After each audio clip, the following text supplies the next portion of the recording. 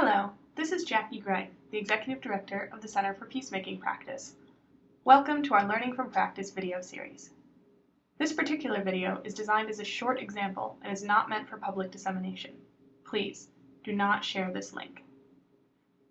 In this short video, we will examine the idea of partnerships in peacemaking practice, including partnerships between individuals.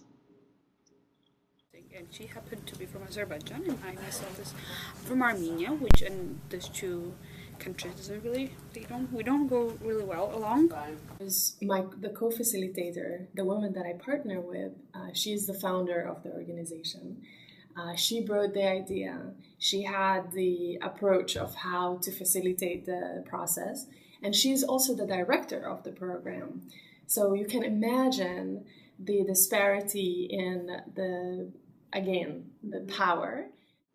Or partnerships between organizations.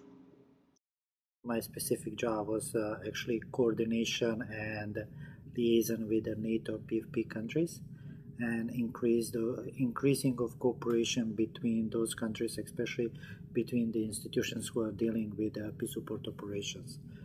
Basically, a lot of the organizations, mainly Western organizations, when they think about partnership partnering with local organization, it's because they want to apply for a certain proposal and they need, as part of the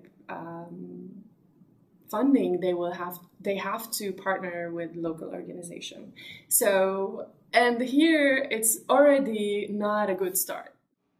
We spoke to practitioners from Armenia, Bosnia-Herzegovina, and Israel-Palestine to explore this idea.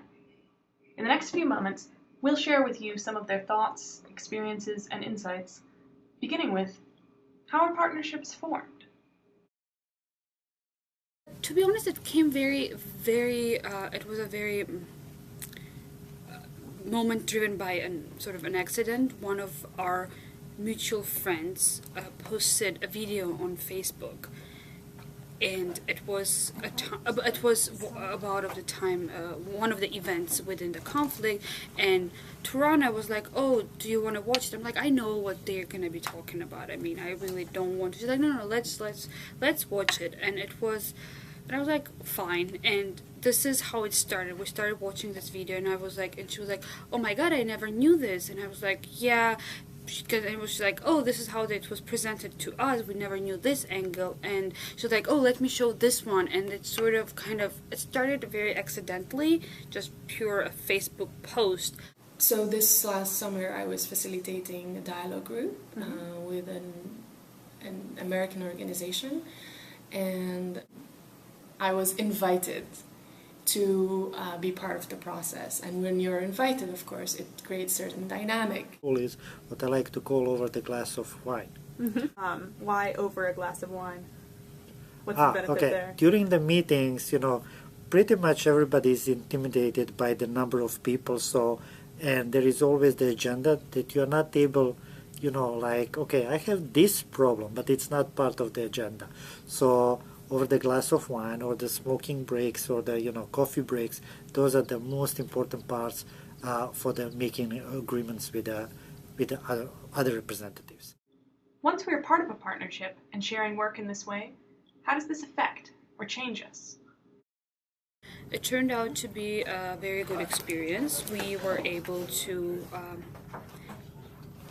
first on the very everyday, habitual level, to cooperate, do shopping together, but then we gradually moved into talking about stuff that was painful, but was not very comfortable to talk about. We developed friendship and community, where we talked it out. I mean, we don't necessarily agree on stuff, but we at least talked about the issues that we are, or otherwise we would be uncomfortable discussing with complete foreigners. And now it's the good thing about it, and there was a recent escalation in Armenia-Azerbaijan relations. The good thing about it, I have people now whom I can write back and ask, "Hey, this is what your media is writing, what is in general the public mood?" And I get more honest and more inclusive answer with right emphasis rather than pure propaganda emphasis. So and the same they get from us if they need any information. So I think that personal connection and that sort of partnership is what was very, very helpful. I mean, at least I value it a lot. And as much as we try to make it balanced, as we both here are co-facilitator, it was really challenging because I felt that I was invited to be part of the process. And when you're invited, of course, it creates certain dynamic. And this dynamic between you and your partner is reflected when you're facilitating the group. And me being Palestinian and her being Jewish, and with the group knowing what is the power relations. So I think that was a challenge because your voice and my voice and her voice are very important, but at the same time, how would you, again, work around these disparities and being as an invited person rather than someone who collaborated from the beginning and brought the idea. And it was very frustrating at certain moments, and at others when I was able again to express my frustration with her and talk about these issues, it helped me.